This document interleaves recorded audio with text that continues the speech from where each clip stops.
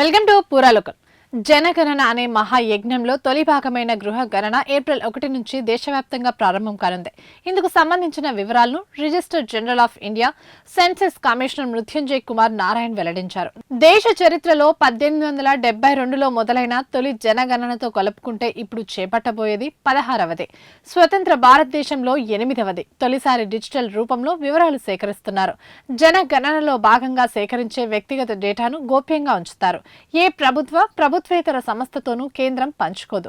కాబట్టి వాటి ఆధారంగా విచారణలు, దర్యాప్తులు చేపట్టడానికి అనుమతి ఉండదు. ఈ వివరాలను సమాచార హక్కు చట్టం కింద కూడా ఇవ్వరు. న్యాయస్థానాల్లో సాక్ష్యాలుగా వినియోగించడానికి వీలు కూడా ఉండదు. 33 ప్రశ్నలతో సమాచార సేకరణ తొలి దశలో గృహ గణన కార్యక్రమం ఏప్రిల్ 1 నుంచి సెప్టెంబర్ 30 వరకు దేశంలోని అన్ని రాష్ట్రాలు, కేంద్రపాలిత ప్రాంతాల్లో స్థానికంగా ప్రకటించిన తేదీల వారీగా నెల రోజుల పాటు జరుగుతుంది. ఇందులో 33 ప్రశ్నల ఆధారంగా ప్రజల ఇళ్ల స్థితిగతులు, ఇంట్లోని వారి పరిస్థితులు, వారికి అందుబాటులో ఉన్న సౌకర్యాలు, చరాస్తులు వివరాలు కూడా అడిగి నమోదు చేస్తారు. పౌరులు చెప్పిన వివరాలను ఎన్యుమరేటర్లు యథాతథంగా నమోదు చేసుకుంటారు. గృహ గణన కార్యక్రమం ఆంధ్రప్రదేశ్లో మే 1 నుంచి 30 వరకు, తెలంగాణలో అదే నెల 11 నుంచి జూన్ 9 వరకు జరుగుతుంది.